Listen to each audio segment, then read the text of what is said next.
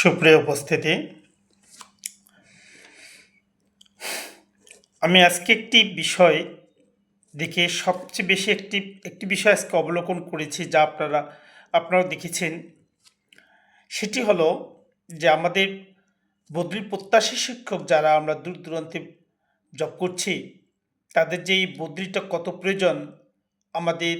আমার এই ভিডিওটি যদি কোনো বদলি কর্মকর্তা তথা আমাদের মাননীয় শিক্ষামন্ত্রী মহোদয়ের কাছে পৌঁছে যায়, এই ক্ষুদ্র বার্তাটুকু, তো আমি অনুরোধ করব একটু আমাদের সদয় দিক দৃষ্টি আপনারা অবলোকন করবেন।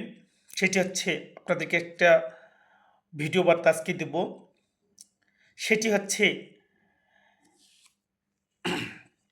বদলির যে কত প্রয়োজন তা আজকে বাস্তবতা সহ একটি ভিডিও আপনাদের সামনে আমি উপস্থাপন করব, যেটা আপনারা সকলেই দেখেছেন, যা একজন শিক্ষকের উপর কীভাবে নির্যাতন করছেন। শুধু দিনাজপুর থেকে 800 কিলোমিটার পার হয়ে চৌদ্দগ্রাম উপজেলার শ্রীপুর ইউনিয়নের গোপালনগর দাখিল মাদ্রাসায় শিক্ষকতা করতে আসেন স্যার খায়রুল ইসলাম।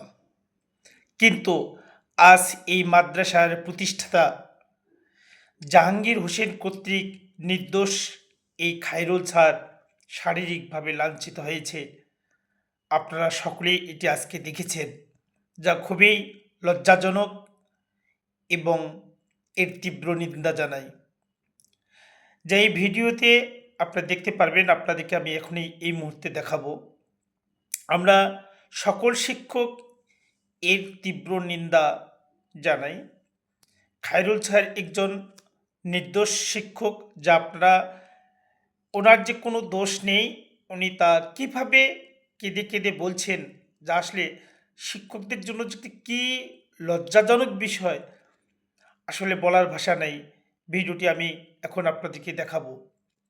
তবে আবার আমার এই ভিডিও বার্তার মাধ্যমে আমি অনুরোধ করতে চাই, যারা আমাদের বদলির সাথে জড়িত কর্মকর্তা এবং মাননীয় শিক্ষামন্ত্রী মহোদয় আছেন, দ্রুত গতিতে আমাদের এই দূরত্ব বিবেচনা করে আমাদের বদলি প্রত্যাশী শিক্ষকদেরকে নিজ জায়গায় নিয়ে যান। তা না হলে দূরত্বে থেকে আমাদেরকে যখন ইচ্ছে তখন তারা বিভিন্নভাবে লাঞ্ছিত করছে। তো আপনাদেরকে এখন আমি সেই খায়রুল স্যারের ভিডিওটি এখন দেখাবো, আপনারা দেখতে থাকুন। উনি আমাকে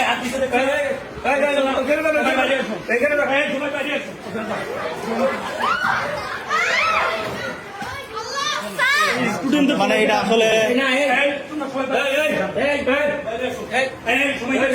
উনি আমাকে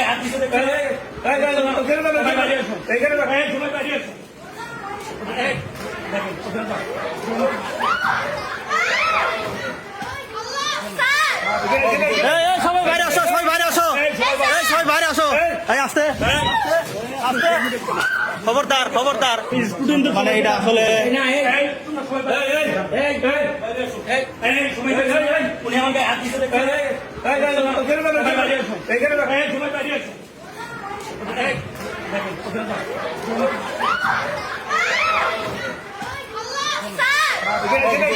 সবাই বাইরে আসো, সবাই বাইরে আসো, সবাই বাইরে আসো।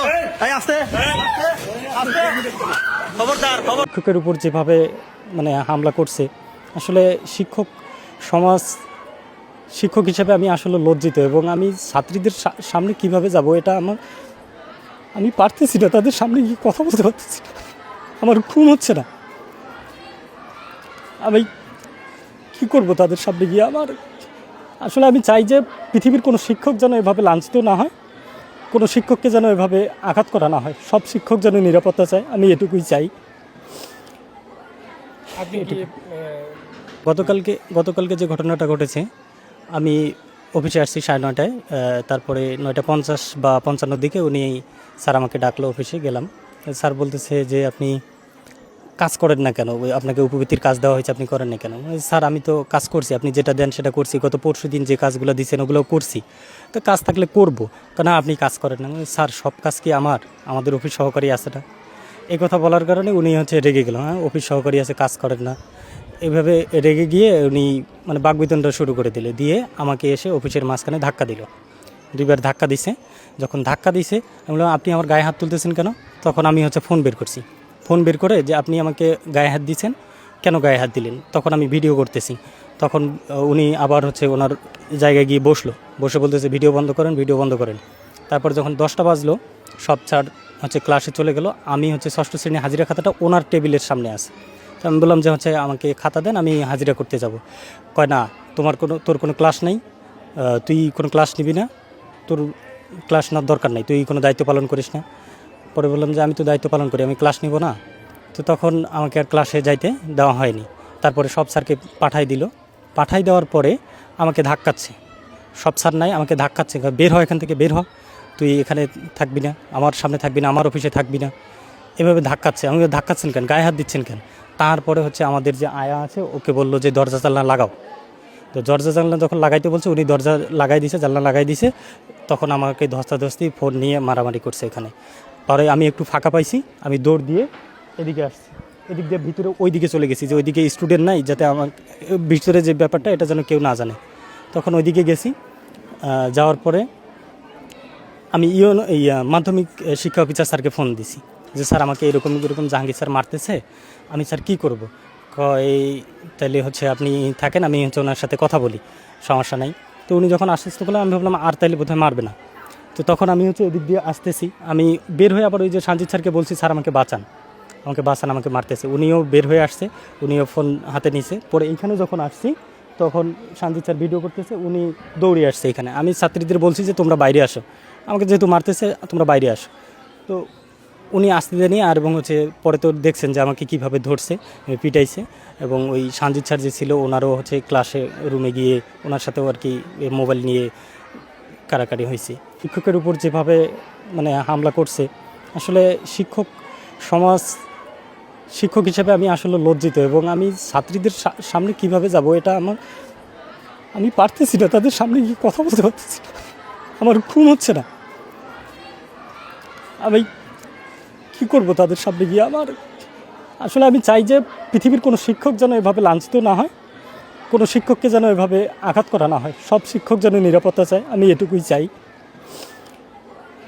আপনি কি